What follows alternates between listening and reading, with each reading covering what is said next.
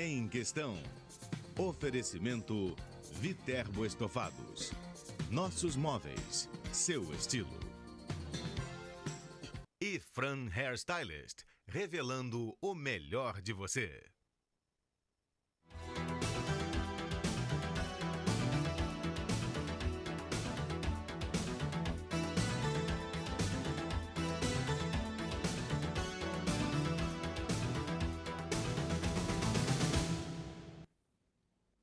A física quântica surgiu como tentativa de explicar a natureza naquilo que ela tem de menor, as partículas com dimensões em escala atômica, átomos, elétrons, prótons, o quantum, hoje chamado de fóton, os quarks. E a relação dessas partículas elementares, invisíveis aos nossos olhos, com tudo o que podemos ver, o nosso universo. Se você acha tudo isso muito complicado, aproveite o programa de hoje. O físico José Abdala Relayel Neto, do Centro Brasileiro de Pesquisas Físicas, vai nos ajudar a entender o que é física quântica. Bem-vindo, obrigada pela participação. Boa tarde. Eu que agradeço a possibilidade de poder divulgar um pouco a minha área de trabalho, né, e talvez desconstruir um pouco aquilo que as pessoas pensam que sejam os desafios da física quântica. Mostrar que é tudo muito mais abordável e está muito mais próximo da nossa vida do que a gente pensa, inclusive da vida social. E é aí que a gente começa, né? As pessoas tendem a achar que física quântica é uma coisa muito complexa, que está distante delas, e na verdade está no dia a dia, né? Em que? Na vida, né? Na vida no sentido de que a física quântica, a gente também, só para também talvez precisar um pouquinho mais a terminologia, na linguagem da física, nós nos referimos mais à física quântica como sendo a mecânica quântica. Ou seja, a mecânica que discute os processos, né, ligados a esse objeto que a gente chama de quantum. Mas na mídia, em geral, se fala de física quântica. Então, a física quântica também é uma terminologia correta, mas é um pouco mais abrangente do que deveria ser. Na verdade, a gente fala da mecânica quântica. E em que ela está presente? Ela está presente na nossa vida, vamos dizer, toda a química que responde pela formação da vida. As reações químicas, a formação dos elementos, a combinação dos elementos, depois a combinação dos átomos para formar as moléculas, todos esses processos são processos que se dão no domínio da física quântica. A física quântica é aquela parte da física que vai analisar para nós e que vai descrever para nós os processos ligados a estruturas tão pequenas quanto os átomos, ou as entidades menores do que os átomos. Por exemplo, os núcleos, os próprios elétrons. A molécula já é um objeto grande demais para precisar completamente da física quântica. A gente já consegue dar uma descrição do mundo molecular sem um recurso muito amplo da mecânica quântica ou da física quântica. Mas para a compreensão do átomo, para a compreensão das partículas que constituem o átomo, aí não se pode abrir mão da física quântica. É uma física normal, como toda outra qualquer, mas que se aplica a esse domínio da matéria. E a palavra quântica, que está ligada à palavra quantum, quantum significa a unidade fundamental de alguma coisa da natureza. Algo que na natureza sempre aparece como um múltiplo, né, ou uma reunião inteira desses objetos. Por exemplo, a gente tem o quantum de dinheiro. No Brasil, vamos dizer, a nossa moeda é o real. A unidade mínima de real que nós temos é o centavo, né? Nós não subdividimos mais do que o centavo. Então, qualquer quantidade que seja expressa em real pode ser expressa em centavos. Então, R$1 são 100 centavos, né? R$2 são 200 centavos, 50 centavos, 2 centavos, 1 centavo. Então, a gente tem sempre uma quantidade inteira, 1, 50, 2, 100 centavos. Então, o centavo é o quantum da moeda. Na natureza, é a menor quantidade possível de uma certa grandeza. Na natureza, a natureza descobriu-se, né, no início do século XX, que a natureza também é feita de quantidades que só podem se combinar numa quantidade inteira para formar uma grandeza que, de repente, a gente observa no nosso mundo. Por que trocaram o nome de quantum para fóton? Porque, na verdade, o quantum é uma designação mais genérica. O fóton é um quantum, mas um quantum de quê? Um quantum de luz. A luz tem o quantum, tem a fração mínima de luz, que muitas vezes, quer dizer, o saber popular ou a nossa, vamos dizer, a primeira intuição nos leva a crer que a luz não pode ser subdividida.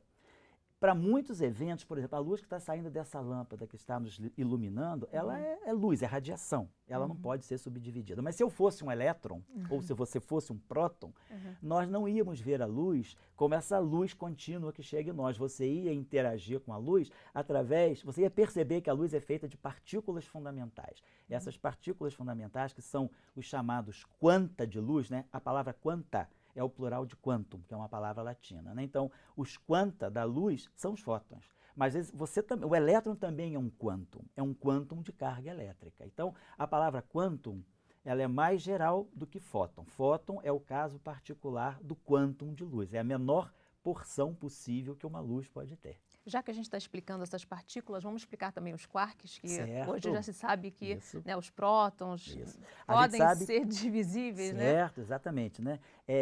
As partículas, né, até a década de 50, elas eram chamadas de partículas elementares, como o elétron. O que é elementar? Algo que não pode mais ser dividido, ela já é o mínimo dela mesma, né? Não tem nada dentro dela. Se pensava, né, até a década de 50, que o próton, o nêutron e outras partículas fossem elementares. O elétron, hoje, ainda é elementar. Eu digo ainda porque, num futuro, espera-se que nós tenhamos condições experimentais e tecnologia para verificar se realmente dentro do elétron existem outras estruturas. Nós ainda não temos acesso ao interior do elétron. Então, Tudo para isso nós, é como conhecemos hoje, né? É como conhecemos hoje. Para nós, hoje, o elétron é uma partícula elementar. Ele é ele próprio. O próton, não. Descobriu-se na década... É interessante também colocar aí que houve uma previsão teórica. Os estudos abstratos, né? É importante também mostrar que a física ela se move por ideias abstratas. Então, os estudos abstratos e de natureza mais matemática indicavam que o próton não devesse ser uma partícula elementar. Isso no início da década de 60. Inclusive, isso deu um prêmio Nobel para o idealizador desse conceito de próton composto. E 8 anos depois da concepção teórica dele, os quarks foram detectados. Então, os quarks são hoje os constituintes do próton, do nêutron e de outras partículas semelhantes. O elétron não tem quarks, mas o próton tem 3 quarks dentro dele, o nêutron tem 3 quarks dentro dele, e outras partículas têm 1 quark e 1 antiquark. As partículas são feitas de 3 quarks ou de 2 quarks. Porém, mais recentemente, os experimentos dos últimos meses já estão apontando para a existência de partículas compostas de 5 quarks. Isso está fora da física padrão. Então, esse é um grande desafio que a física de hoje está enfrentando. É compreender a formação, a agregação de 5 quarks para formar alguma coisa nova na natureza. E para ir mais fundo, para chegar mais assim nas partículas menores, mais indivisíveis, é preciso muita tecnologia, muita tecnologia. A gente já tem previsão do que sejam essas partículas. Inclusive, a pessoa com quem eu fiz o doutorado, né, nos meus anos de doutorado, ele foi o criador do objeto que seria ainda o predecessor do quark. Se o quark é composto, ele é composto de quê? Então, essas partículas são chamadas de préons. A designação, o sufixo grego on, indica a unidade, né? Então, a gente fala próton. Elétron, esse on significa partícula, né? Então, o préon seria a partícula primordial. Então, a ideia desse professor, né, chama-se Abdus Salam, ele ganhou o Prêmio Nobel de 1979, ele identificou que era possível também que os quarks viessem a ser compostos de objetos chamados préons. E o próprio elétron. Então, na teoria que ele formulou em 1974, ele não ganhou o Prêmio Nobel por isso, ele ganhou o Prêmio Nobel por outra pesquisa. Mas essa pesquisa que é anterior ao Prêmio Nobel dele, ele indicou que talvez até os elétrons, ele também, quer dizer, ele indicou, talvez não, na teoria dele os elétrons também são objetos compostos de préons. E aí, como você falou, para a gente chegar aos préons, nós vamos precisar de uma super tecnologia da qual a gente não dispõe hoje. Pode ser que a gente nunca consiga construir essa tecnologia, mas ela está no espaço. Então, pode ser que através de processos astrofísicos, através de medidas no espaço sideral, a gente possa reconstituir um pouco a formação dessas partículas mais elementares, mais fundamentais. E qual é a relação dessas partículas elementares com o nosso universo, com as coisas macro, né? Como com colocar o que a gente assim, vê. Perfeito. O nosso universo hoje, segundo as estimativas da cosmologia, ele tem 13 bilhões e 700 milhões de anos. Ele foi evoluindo. Hoje, o que é o universo para nós? Como a física de hoje, 2015, vê o universo. Em dezembro de 2014, há quase um ano atrás, há 10 meses atrás, uma plataforma espacial, um telescópio espacial de observação chamado Planck, ele trouxe para nós as medidas que nos dão hoje o que há de mais confiável sobre a constituição do universo. Então, se nós imaginarmos hoje o universo como 100%, 4% do universo apenas formam a matéria visível. A matéria visível do universo, tudo que está nas estrelas, tudo que está nas galáxias, tudo que está nos aglomerados galácticos, tudo aquilo que é visível do universo, são 4% desse universo. É o que nós chamamos de matéria nuclear visível, formada de quarks, de todos os quarks, e formada também dos elétrons. Isso, então, gerou os átomos, as moléculas, nos gerou.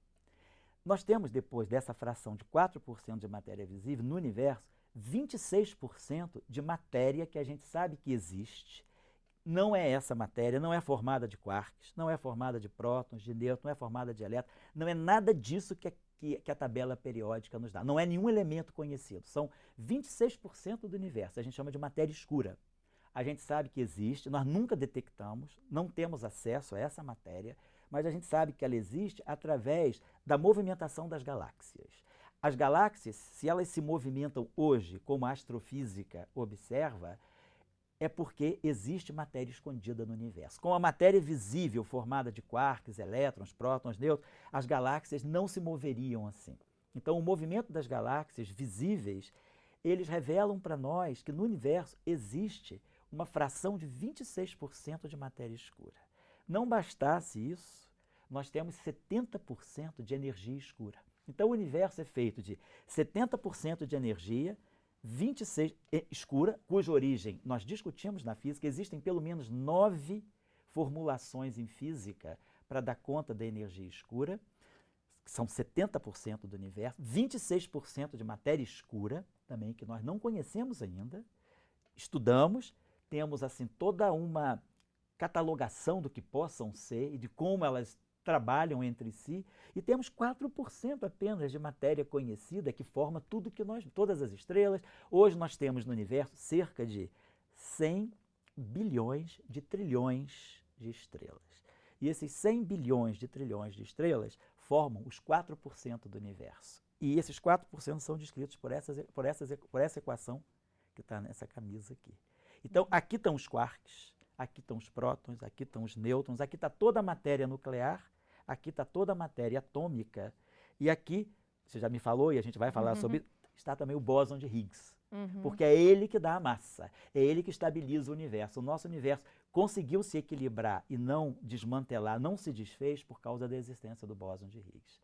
Sem o bóson de Higgs, nós não teríamos a matéria formada. Ou seja, por mais que a gente já saiba tanto, parece tanto, a gente conhece só 4% do universo. Isso é importante dizer, eu acho que, sobretudo, quando a gente está falando para um público que é interessado, mas que é leigo, porque às vezes as pessoas têm uma ideia muito assim, positivista da física. Parece que a física explica tudo, a física sabe tudo, e a física às vezes se torna até uma ciência antipática, né? Sobretudo quando a gente está no ensino médio, porque parece que a gente é um imbecil e que a física faz tudo, ela é difícil, ela é inabordável, né? Mas o que eu quero dizer é que, à medida que o tempo passa, eu acho que o grande papel da ciência é nos mostrar o quanto nós não sabemos. Porque a pior coisa é a ignorância não conhecida, é você pensar que sabe, né? Então, eu acho que o papel da ciência tem sido nos mostrar novos caminhos do universo. Para você ter uma ideia, quando eu comecei meu doutorado, em 1978, nós pensávamos que nós conhecêssemos cerca de 50% do universo. Estou falando de 37 anos atrás. Hoje, nós sabemos que nós só conhecemos 4%. Esses 4% são bem descritos, e o fato de nós sabermos que existem 96% de um universo desconhecido, mas desafiador, isso já é um grande progresso para a ciência, porque a gente sabe para que direção a gente tem que ir, porque a gente não pode perder o rumo na ciência. Então, como você falou, acho que é importante ficar claro que, à medida que o tempo passa, a gente toma mais consciência da nossa limitação como, vamos dizer, observadores do universo, mas observadores irrequietos, que querem sempre aprender, que estão sempre trabalhando para compreender cada vez mais. E cada nova descoberta gera novos questionamentos. Abre muitos outros questionamentos, tá certo? Então, acho que eu gostaria de deixar um pouco essa mensagem dentro daquilo que você provocou aí, que é justamente a mensagem da física como uma ciência que enfrenta constantemente desafios. A física não explica tudo, a física não resolve tudo, a física tem grandes conflitos internos. Por exemplo, essa matéria escura do universo, ela é muito controversa. Tem uma comunidade da física, da qual eu faço parte, que é a comunidade da chamada física das interações fundamentais e física das altas energias. Nós acreditamos, aí eu digo a palavra, acreditamos e trabalhamos com a crença de que existe matéria escura. Mas esse fenômeno da movimentação das galáxias, que nos leva a acreditar que as galáxias só se movem assim porque existe a matéria escura, faz com que uma outra comunidade da física diz, não existe matéria escura. As galáxias se movem assim porque a natureza do espaço e a natureza do tempo não são exatamente como a gente percebe. Então, existe esse conflito grande dentro da física. O fenômeno é universal. As galáxias se movem dessa forma e nós vemos, e a astrofísica mostra para nós. Agora, se elas se movem assim, a minha tribo acredita na matéria escura e trabalha pela matéria escura. A tribo de lá, que é a tribo, vamos dizer, uma tribo também altamente competente, produtiva em termos de ciência, mas ela postula que esse movimento das galáxias não é devido à matéria escura. A matéria escura para eles não existe. Para eles o que existe são deformações novas que o espaço-tempo sofre. Então, eu quero dizer também, acho que é importante colocar para a comunidade, né, que a física é uma ciência que tem grandes conflitos internos. A comunidade é muito dividida em muitos aspectos. Então, isso tira da física um pouco essa característica que, às vezes, a mídia passa de que a física é compacta, de que a física explica tudo, de que a física ela é capaz de provar tudo. Não é. A gente não. Eu digo, a minha tribo, ela acredita. Nós praticamos a crença da matéria escura, fazemos a nossa ciência dentro dessa perspectiva. Mas tem outros que dizem, não tem nada disso, essa tribo está errada, não existe matéria escura. E eles estão fazendo boa física também. Uhum. Vamos trazer assim para o concreto, para facilitar a compreensão das pessoas. As aplicações da física quântica no nosso dia a dia. Bom, vamos falar de... Bom, toda a medicina hoje, ela está muito em cima da física quântica, né? Bom, toda a física de materiais, quer dizer, quando você passa por uma porta que ela se abre sozinha, quando você coloca a mão numa torneira que a água jorra porque você colocou a mão ali, todos esses processos são tecnologias derivadas da física quântica. Só para vocês terem uma ideia, hoje a economia do mundo, quando a mecânica quântica, né, foi lançada como uma teoria física na década de 20, né, foram 25 anos, né, entre Planck, em 1900, e os trabalhos de 1926, né? Eu tive a honra, inclusive, a chance que a vida me deu de ser aluno de curso também do fundador da teoria quântica. A tese de doutorado dele foi famosa, mecânica quântica, foi o professor Paul Dirac. Ele foi orientador do meu chefe científico, né? Eu tive acesso a ele. E essa física quântica, né, quando ela surgiu lá no início do século, ela era uma especulação. Você simplesmente estava fazendo uma ciência básica, exploratória, sem nenhum vislumbre de aplicação. Era uma física, para que serve? Não sei. Mas o que significa? Muito. Então era uma física de significado, mas não era uma física de aplicação. Hoje, nós temos cerca de 70% do capital industrial de tecnologia, ele se move pela mecânica quântica. Então a mecânica quântica é uma teoria que estava no papel, uma simples equação e um conjunto de seis ideias, de 6 conceitos que estavam por trás dessa equação, ele hoje move grande parte da economia do mundo, ele move a medicina e ela nos explica como são os processos que estão por trás da biofísica. O processo de formação da vida, o processo de transmissão neuronal. Quer dizer, a mecânica quântica, a física quântica, ela está nos nossos processos, ela está na fotossíntese.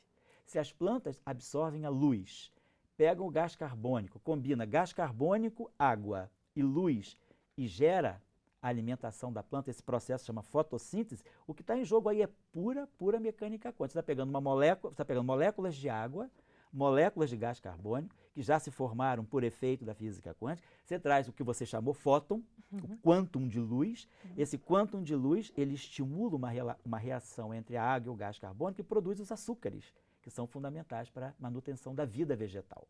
Então, a fotossíntese, eu gosto de colocar isso porque, às vezes, o cara associa física quântica à tecnologia, tá?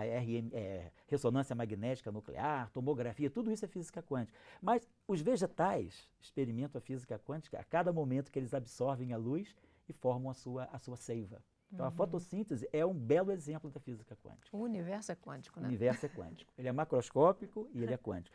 São duas coisas conflitantes, né? Ser macroscópico parece oposição a ser quântico, mas o universo é completo, ele é macroscópico e é quântico. Isso E mesmo. a física quântica ela veio para quebrar paradigmas mesmo, Muitos. né? O maior paradigma que eu acho que a física quântica quebra, que eu acho que é muito interessante, é um paradigma que justamente desconstrói a física como uma ciência muito imperialista, que mostra tudo, que sabe tudo. O princípio da incerteza, que é fundamental, que ele é um pilar da física quântica, o princípio da incerteza ele diz que é impossível se conhecer todo o universo ao mesmo tempo. Quando você apura o máximo de conhecimento sobre uma grandeza, você perde o máximo de conhecimento sobre uma grandeza relacionada a ela. Então, por exemplo, vamos pensar no nosso mundo do dia a dia. Um automóvel passa, um carro passa. Está lá no velocímetro, você vê a velocidade dele. Está passando aqui na Barão do Rio Branco com 70 km por hora. Então você sabe a velocidade dele naquele instante de tempo e você sabe a posição. Ele está exatamente em frente à fase. Então você está dando do automóvel a velocidade instantânea e a posição instantânea. Na física quântica isso é impossível. Se eu disser que o automóvel tem 70 km por hora, com precisão, o automóvel pode estar em qualquer lugar de Petrópolis ao mesmo tempo. Do momento que eu dou toda a informação sobre a velocidade, eu perco toda a informação sobre a posição e sobre a localização. Então, no mundo real, nós não vemos isso, porque os objetos são macroscópicos. Quem rege o automóvel não é a física quântica, é a chamada física newtoniana. É a mesma física que explica o movimento da Terra em torno do Sol. Se a Terra gira em torno do Sol, se a Lua gira em torno da Terra, é a mesma física do movimento do automóvel. São as teorias tradicionais, São as né? teorias clássicas, tradicionais. Porém, para um elétron, se você diz, eu pincei o elétron, botei o elétron aqui, nessa posição. Quando você diz que o elétron está nessa posição, você perde toda a informação sobre a velocidade dele. Ele pode estar nessa posição com qualquer velocidade. Você não consegue segurar o elétron e dizer que ele tem tal velocidade e tal posição ao mesmo tempo. Isso é o princípio da incerteza. Então, o princípio da incerteza diz que existem, e aí é uma questão filosófica, existem na natureza sempre grandezas que são complementares. Descobrir essas grandezas complementares é importante. E aí, quando você pega uma grandeza complementar e afunda nela e sabe tudo sobre ela, você perde tudo sobre a outra. Então, você não consegue conhecer o universo todo ao mesmo tempo. Então, o princípio da incerteza, ele nos coloca diante de uma situação muito interessante de humildade. Ele prova que nós nunca vamos poder conhecer o universo todo ao mesmo tempo. Então, eu acho que isso é uma coisa interessante. Por exemplo, se a gente pensar isso na vida de hoje, na sociedade, o progresso é um pouco isso. O progresso gera tecnologia, você resolve uma série de problemas, mas você cria muitos outros. Então, será que eu consigo criar um mundo completamente tecnológico, sem afetar o meio ambiente, que seja completamente sustentável? Então, eu acho que a questão é essa discussão entre progresso e sustentabilidade, desenvolvimento tecnológico e sustentabilidade, é um reflexo, vamos dizer assim, social do princípio da incerteza. Ele está presente em muitos momentos da nossa vida. Então, eu acho que a mecânica quântica é muito interessante porque ela te coloca na física em contato com muitas outros encaminhamentos que você pode ter na vida social, na vida espiritual, inclusive. Outra coisa importante do princípio da incerteza se a gente fala, eu não estou misturando física com religião não, mas apenas estou colorindo as coisas para as pessoas verem que certas coisas da física quântica não se aplicam só na física. Quando a gente diz muitas religiões e nós cristãos praticamos essa crença de que Deus é onipresente, a onipresença não é impossível para o princípio da incerteza. Se você diz que Deus é onipresente, ele está em todo lugar ao mesmo tempo, isso significa que você está medindo a velocidade dele. Significa que se você colocar Deus sentado no centro do universo, então você marcou a posição dele, significa que você perde completamente a noção de velocidade dele. Mas se eu souber a velocidade de Deus, com precisão, com qual velocidade Deus se move, isso significa que ele está em todo lugar do universo ao mesmo tempo. Então, a onipresença está dentro do princípio da mecânica, do princípio da incerteza. Nós vamos falar mais um pouquinho, daqui a pouquinho, sobre isso. Vamos fazer um rápido intervalo. No próximo bloco, a gente continua falando sobre física quântica. O Em Questão volta em instantes. Até já!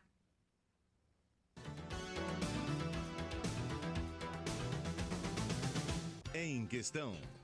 Oferecimento Viterbo Estofados. Nossos móveis, seu estilo. E Fran Hairstylist, revelando o melhor de você. Em Questão. Oferecimento Viterbo Estofados. Nossos móveis, seu estilo. E Fran Hairstylist, revelando o melhor de você.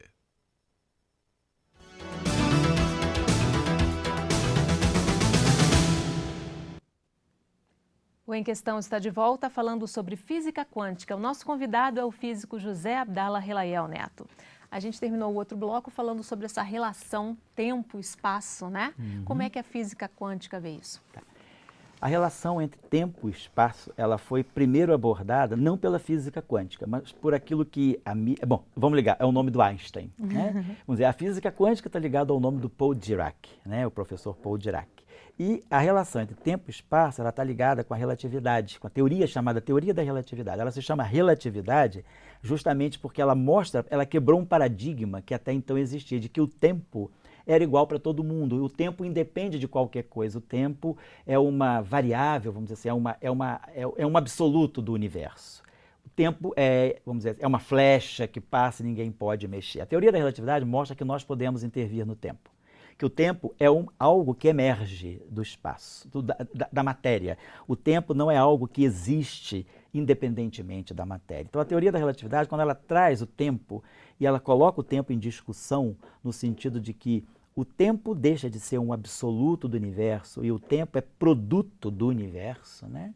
Então, isso foi uma quebra de paradigma. Então, ela, com essa proposta de rever o tempo e de repensar o tempo em conexão com a própria distribuição de matéria e de energia do universo, a teoria da relatividade, ela reconstrói para nós essa relação entre espaço e tempo. Porque até então se pensava, o espaço é uma coisa, o tempo é outra. A teoria da relatividade, ela justamente diz, não, tempo e espaço são duas facetas da mesma moeda, são a mesma coisa. Eu posso mexer no tempo e no espaço simultaneamente. Porque muitas vezes a gente pensa, eu posso mexer no espaço, mas eu não posso mexer no tempo. A teoria da relatividade ensina que sim, o tempo também sofre intervenção do observador.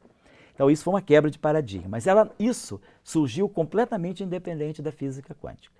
Essa ideia não é uma ideia própria da física quântica. A física quântica trabalha, por exemplo, com essa ideia de incerteza, com a ideia de dualidade. A luz é uma distribuição, é uma energia que vem para todos nós. Nós recebemos luz, recebemos a luz do sol, a gente aquece a água, é energia. Mas, ao mesmo tempo, a luz é matéria. E a matéria, que nós pensamos que é só matéria, a matéria também, em certas circunstâncias, sob certas circunstâncias, ela se comporta como se fosse a luz, como se fosse uma radiação. Então, a física quântica, a energia, ela unificou essa relação matéria e, vamos dizer, e onda, e luz, né? Então, essa dicotomia que nós temos no nosso mundo, matéria é uma coisa, luz é outra, para a física quântica essas coisas acabam se confundindo. A luz pode ser matéria em certas situações e outras situações não. E a matéria em certas situações pode ser como a luz e em outras situações não.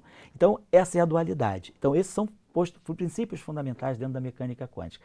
Já a relação entre tempo e espaço, ela vai na direção da relatividade, que é a relatividade no sentido de que o tempo é um relativo, é alguma coisa relativa, ela depende de quem observa. O tempo não é igual para todo mundo. Então, por exemplo, se eu ficar na Terra e meu irmão for para o espaço, fizer uma viagem espacial, ele vai voltar mais novo do que eu, nem que seja alguns segundos. Dependendo da viagem que ele fizer, ele pode voltar mais novo do que eu alguns séculos. Ele pode chegar na Terra e encontrar a Terra muito avançada no tempo e ele jovem ainda. Então, a relatividade do tempo está aí. Então, essa relação não era clara no início da física quântica. Hoje, a partir da década, sobretudo da década de 70, nós começamos agora a questionar também se o próprio tempo e o próprio espaço não são quânticos. Então, a gente começa agora a perceber que não só o tempo ele está sujeito a uma relatividade de quem observa, mas ele pode também ter um processo, ele pode emergir, o conceito de tempo pode emergir de alguns processos quânticos. Então, a gente já começa hoje a falar num espaço e num tempo que também são quânticos. E isso pode revelar para nós processos que nós só vamos encontrar lá quando o universo explodiu no Big Bang há 13 bilhões e 700 milhões de anos atrás. Então, essa visão de que a natureza é quântica, até mesmo no espaço e no tempo, é uma visão em aberto na física. A física não conseguiu ainda solucionar essa questão, é um grande desafio que ocupa, que ocupa muitos pesquisadores, tanto na área teórica quanto na área experimental, porque você quer detectar, por exemplo, tem aparelhos que vão tentar detectar as ondas da gravitação. E essas ondas da gravitação já podem ser um indício de que existe um processo de física quântica dentro do espaço e do tempo. Não é só a matéria que se torna quântica, o próprio espaço e o próprio tempo são quânticos também. E dentro desse estudo aí, se tem a noção de que se pode interferir no tempo e no espaço, e entra aí o conceito de teletransporte? O conceito de teletransporte está mais ligado, vamos dizer, a um processo eminentemente quântico. Porque, em que sentido, né? A mecânica quântica, quer dizer, o elétron, né? Inclusive isso acontece na fotossíntese, o elétron, quando ele se encontra diante de um sistema físico, ele pode ou não penetrar nesse sistema dependendo da sua energia. O teletransporte, então, na física, vamos dizer, convencional, né, na física a gente chama de física clássica, você nunca pode entrar em certas regiões onde você ganhe uma energia de movimento que seja negativa. Você imagina um movimento, você tem velocidade, isso tem uma energia intrínseca, essa energia está aqui, é palpável, é positiva. Na física quântica, essa energia pode se tornar negativa.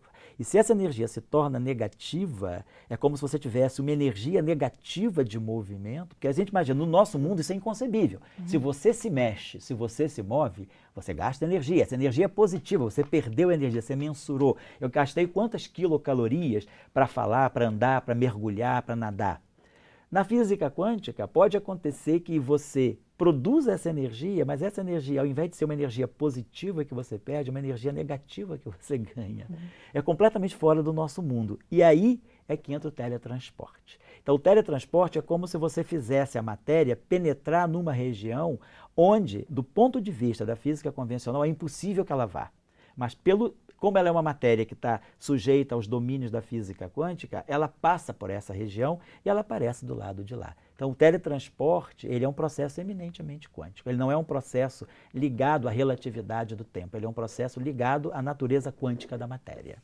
Pela teoria, ele é totalmente possível? Ele é possível e nós já temos exemplos de alguns experimentos, né, muito preliminares que já mostram que isso é possível. Você consegue fazer teletransporte, por exemplo, de pequenos objetos como elétrons, como fótons, né, como quantum de luz, de algumas frações, alguns milésimos de milímetro. Então você já consegue, ainda está longe de se disponibilizar isso como tecnologia, mas do ponto de vista da ciência básica, da ciência exploratória, né, que vai buscar novos desafios, você já consegue ter exemplos de realização de teletransporte em laboratório. Experiências práticas mesmo. Experiências práticas, só que ainda muito longe do domínio da tecnologia. Ainda está na esfera da ciência básica, da ciência exploratória. O que significou a descoberta do bóson de Higgs, também conhecido como partícula de Deus? Significou para nós uma coisa muito importante, que desde 1927 nós estamos tentando construir aquilo que se chama o modelo padrão. O que é o modelo padrão da física de partículas? É tentar construir uma teoria física que nos dê uma descrição de quais foram os processos fundamentais desde que o universo se formou e que esses processos levaram à formação, ao universo, a configuração do universo como ele é hoje. Então, por exemplo, essa camiseta aqui, ela está me dando justamente esse chamado modelo padrão. Isso aqui levou praticamente, eu colocaria hoje, 86 anos, 85 anos para ser construído. E a construção desse modelo, ela se baseava na existência, aí está o grande poder da abstração matemática que a ciência pede.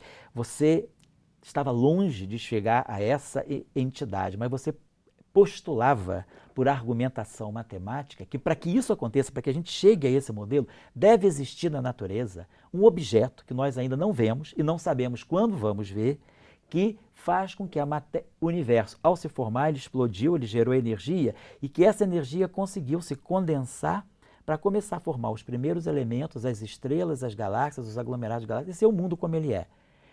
faltava alguma coisa para estabilizar esse universo. Por que que o universo se formou e não se desintegrou? Por que que o universo... Quanto tempo o universo tem ainda para se desintegrar? Nós sabemos que o universo vai se desintegrar, mas daqui a quantos trilhões de anos?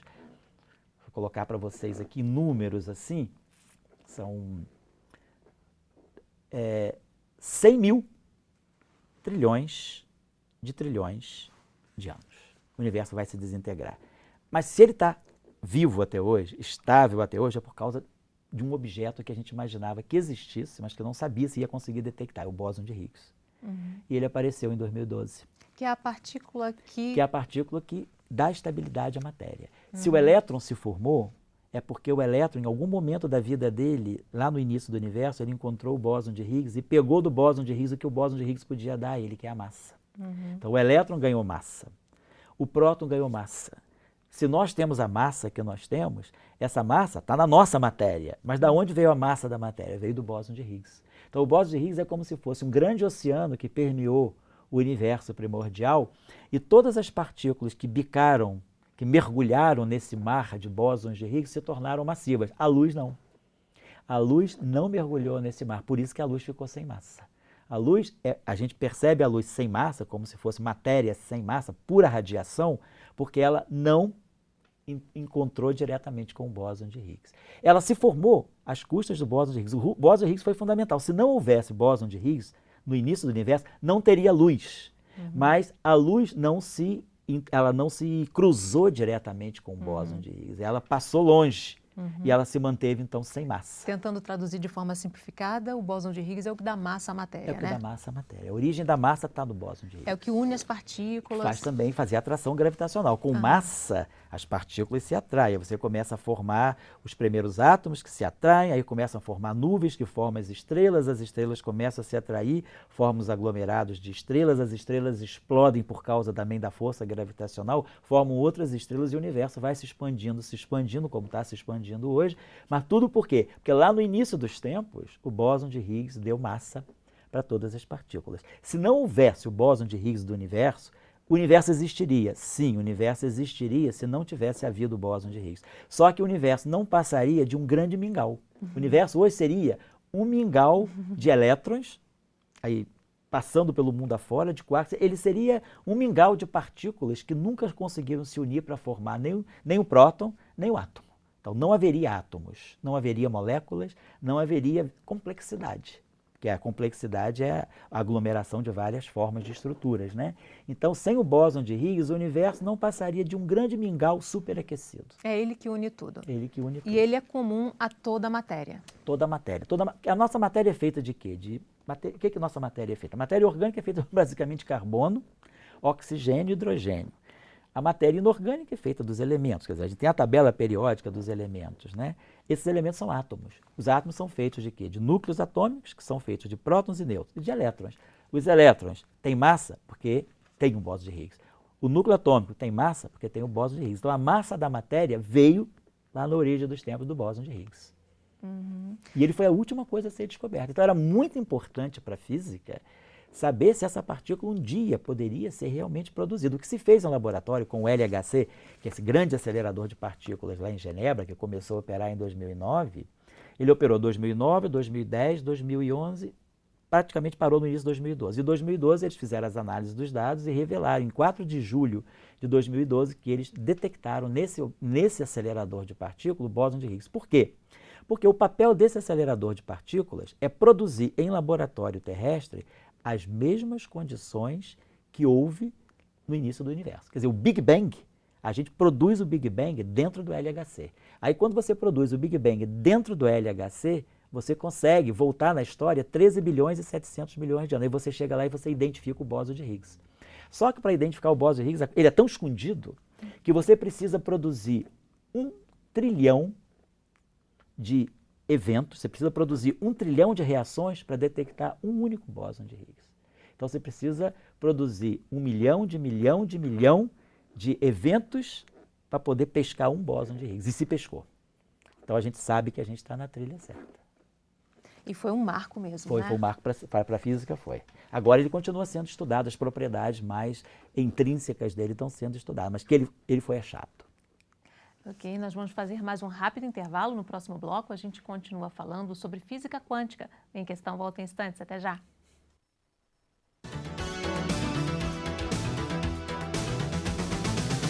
Em Questão.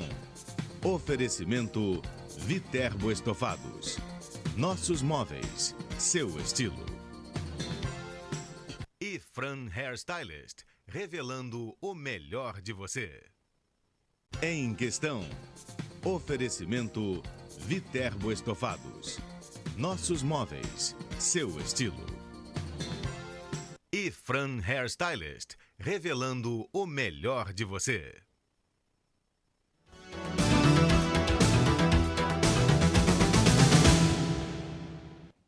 O Em Questão está de volta falando sobre física quântica. O nosso convidado é o físico José Abdala Relayel Neto. O que muda a partir da descoberta do bóson de Higgs? Fica claro para nós, né, com a descoberta do bóson de Higgs, fica claro que nós estamos, vamos dizer, fazendo física da maneira correta. Significa que, mesmo sem ter acesso à observação, vamos dizer, a abstração, quer dizer, a observação matemática da natureza, isso é uma coisa muito importante, porque isso aí mexe profundamente com o método científico. O método científico ocidental está muito baseado na ideia de que você tem que observar, experimentar e depois você vai compreender o fenômeno. A descoberta do bóson de Higgs ela vem na direção de cacifar um outro modo de fazer física, que é você, pela investigação abstrata da natureza, pela tua percepção abstrata da natureza, pela tua intuição também, e aí aliado a uma matemática que deva ser razoavelmente complexa, você possa fazer investigações sobre a natureza onde você hoje ainda não tem capacidade de fazer experimentação. Então, o bóson de Higgs veio numa direção em que ele foi previsto 60 anos antes da sua descoberta, quando não se tinha minimamente acesso a uma tecnologia que levasse à observação dele. Então, isso mostra que é um modo de fazer física em que a experimentação é importante também. Mas você não pode fazer física e dizer que você só vai construir o teu conhecimento sobre a natureza tendo feito primeiro a observação. Eu preciso primeiro ver, aconteceu e eu vou tentar, vamos dizer, explicar ou descrever. Não, hoje você faz o contrário. Eu imagino, eu concebo, eu crio uma realidade. Então você está aí colocando, vamos dizer, criando uma realidade virtual. Você cria uma realidade, essa realidade ganha forma, sob o aspecto de uma teoria, você gera conhecimento, você cria uma realidade e depois você vai ver se essa realidade que a física criou, ela é parte da natureza ou não. Ou ela pode se agregar à natureza. A natureza é algo que hoje nós na física já começamos a pensar que a natureza é uma nossa construção. A natureza, ela é o que é ou ela é o que nós pensamos ser, o que nós projetamos para ela. Então o bóson de Higgs vem nessa direção. Ele dá ao ser humano, vamos dizer assim, a inteligência humana. Eu vejo isso, até colocaria, poderia dizer, o bóson de Higgs veio, ele serve para tecnologia, para isso e para aquilo. Ele não tem tecnologia nenhuma ainda. Mas eu acho que ele tem um significado muito grande, que ele mostra que você pode fazer ciência abrindo mão, talvez, de experimentação que você ainda não é capaz de fazer, mas não abrindo mão daquilo que você tem de mais precioso, que é a sua inteligência, a sua percepção, a sua intuição e o seu domínio da matemática. E se você não domina a matemática, se você não tem matemática à disposição para aquela tua ideia, você pode criar uma matemática. Você cria matemática que vai te induzir num processo em que você vai perceber fatos da natureza que são uma concepção mental tua. Você está produzindo, é como se você fosse escrever uma novela ou um romance. Você faz todo o enredo, você tem a história que você quer contar, você aí cria os personagens e você dá vida aos personagens. E esses personagens vão dialogar e vão transmitir a ideia sob a forma de um romance. A física é assim, essa maneira de fazer física é assim. Você cria uma percepção tua de que a natureza deva funcionar assim, você cria os personagens, que são, por exemplo, partículas, como o Bóson Higgs foi um personagem que foi criado na novela, vamos dizer assim, do universo. E você dá vida a esses personagens começam a conversar. O que é conversar em física? Conversar é interagir, exercer força um sobre o outro. E eles você descreve todo esse processo, a linguagem que esses personagens vão usar é a matemática. Então você criou uma novela, você criou um romance, né, do universo. E esse romance ganhou vida. No momento que o romance é criado, o personagem ganha vida. As novelas, a gente não vê as pessoas na rua discutindo o que vai acontecer com um personagem. A novela acaba se tornando realidade. Na verdade, a física seria uma tentativa de entender a linguagem do universo, Isso, né? É a linguagem do universo transformada Seria em com a matemática. A matemática é quem nos dá a visão. E aí você criou essa realidade. Essa realidade agora se incorporou ao conhecimento científico. E aí você vai começar a pensar no experimento que possa vir a comprovar aquela tua realidade. A gente nunca nega a experimentação. A experimentação é importante, mas talvez ela, hoje em dia, não deva ser necessariamente o início, a ignição do processo. Então, o que a gente está começando a ver na ciência é que eu só vou ver aquilo que eu estou preparado para ver. De repente, tem 1000 coisas acontecendo no LHC que eu não estou vendo. Eu não estou vendo por quê? Porque eu ainda não construí uma teoria para aquilo. Eu só vou ver no LHC aquilo que eu acredito que eu vá ver no LHC. O LHC que é esse grande acelerador Esse grande acelerador que descobriu o bóson de Higgs. Então eu acho que isso é uma forma muito interessante da ciência moderna. Eu até coloco às vezes que o LHC, talvez mais desafiador do que para a física, ele é para a filosofia. Eu acho que ele é uma grande máquina de física, de experimentos em física, que vai mexer com com a epistemologia, com a teoria do conhecimento. O que significa conhecer, criar uma teoria do conhecimento? O LHC está mexendo fortemente com isso, porque hoje nós estamos vendo, a gente precisa, para ver alguma coisa, é preciso que eu saiba que eu crie a existência dela. Eu preciso identificar, né? E eu preciso dizer que ela existe. Então, isso aconteceu no mundo. Em 1054, houve uma explosão grande de uma superestrela chamada supernova. Essa estrela explodiu em 1054.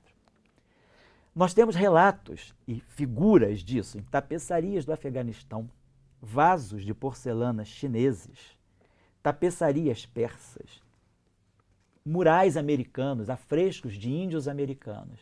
A Europa relatou 0 sobre isso. A Europa não viu a explosão da supernova e ela estava no céu brilhando com a intensidade de 100 bilhões de sóis juntos. Claro que isso não fez dia, mas havia uma região do céu onde apareceu uma luminosidade fantástica.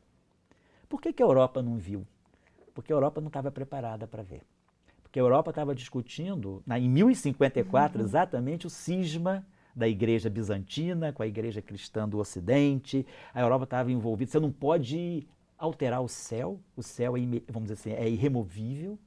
Então, você vê que, às vezes, a história da humanidade mostra que você só vê aquilo que você está preparado para ver ou que você quer ver. Então, a ciência hoje, ela está indo nessa direção. O bóson se não tivéssemos feito a previsão teórica, se não tivéssemos construído a novela do bóson de Higgs na década de 60, talvez ele fosse aparecer e nós nunca fôssemos ver, porque eu não saberia nem o que procurar.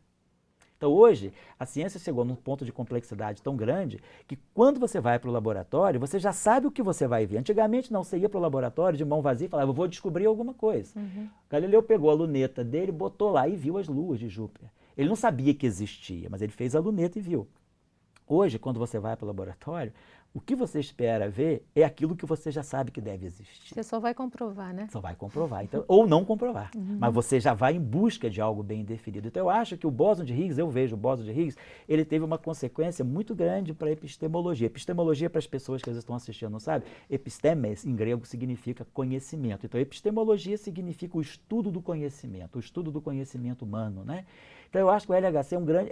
a descoberta do bóson de Higgs, ela é um desafio para a epistemologia, para a teoria do conhecimento, no sentido de que ela mostra para nós uma maneira de fazer física que é completamente abstrata e que se iniciou exatamente, um dos predecessores dessa física foi o Paul Dirac, esse professor que ele falou, se nós não conseguimos construir um experimento que vá verificar um fato da natureza, um fato físico da natureza, eu tenho à minha disposição algo muito potente, que é a matemática e a minha inteligência e a minha capacidade de abstração. Então, sem abstração, você não faz ciência. Então, muitas vezes, até é importante falar isso, pode ser que tenha alunos assim, de ensino médio assistindo, o aluno vai para lá, professor, mas eu vou estudar isso para que serve? Se a gente perguntar para que serve, você não vai fazer nada no mundo. Para entender o universo, você né? Tem que saber o que isso significa. Aonde isso pode me levar? Então, as grandes descobertas da humanidade, no momento que elas foram feitas, elas não serviam para nada. Elas só foram servir 50, 100 anos depois. Então, o bóson de Higgs hoje ele ainda não serve para nada, mas ele significa tudo isso que eu falei para vocês. Significa em termos de entendimento, né? Em termos de entendimento. O conhecimento humano está avançando numa direção viável. Qual a relação da física quântica com a nanotecnologia? Nano é um prefixo grego, que significa 1 bilionésimo. Você pega, vamos dizer, algo e divide 1 bilhão de partes iguais. Aí você diz que a bilionésima parte é o nano. Então, quando você pega o metro, pega o metro, vamos pegar o metro, e você divide esse metro em 1 bilhão de partes, você vai ter o nanômetro ou o nanômetro. Nanômetro, bilionésimo do metro. Esse é o tamanho do átomo. Então, e o átomo é quântico. Então, a nanotecnologia, ela repousa 100% em física da mecânica, em cima da mecânica quântica. Quer dizer, o que é nano é quântico. A molécula já não é nano. Quer dizer, vamos dizer assim, o átomo ele é nanoscópico. Quer dizer, visão bilionésima. Isso é o átomo. Então, o átomo é nanoscópico, ele é quântico. A molécula não é nanoscópica, a molécula é mesoscópica. A molécula já está na faixa do milionésimo do metro. Então, se você pega o metro e divide em 1 milhão de partes iguais, você chega mais ou menos no tamanho da molécula. Isso é o que a gente chama de mesoscópico. Aí você já não precisa tanto da física quântica. Ou seja, a nanotecnologia, tudo isso que quântico. A gente tem aí, tudo graças que é nano à é quântico. teoria quântica. Quando alguém fala isso é nanociência, nanotecnologia, são processos fundamentalmente quânticos. Então, é como eu digo, é aí que a indústria da mecânica quântica está chegando. A mecânica quântica hoje ela está na indústria, ela está na nossa casa, ela está na nossa vida, tudo que é nano. No creme que a gente passa, no remédio que a gente toma. Tudo. A química é quântica. A química é quântica. Quais são os próximos grandes passos da física? Qual a próxima revolução? É possível vislumbrar? Sim, sem dúvida. A gente tem grandes desafios hoje. Grandes questões que a gente tem hoje e que certamente vão ser, se elas forem, a resolução dessas grandes questões, desses grandes problemas de pesquisa, vão ser novas revoluções. Por exemplo, a natureza quântica do tempo e do espaço. Essa é uma questão em aberto. Todo mundo já deve ter ouvido falar longínquamente das chamadas teorias de cordas.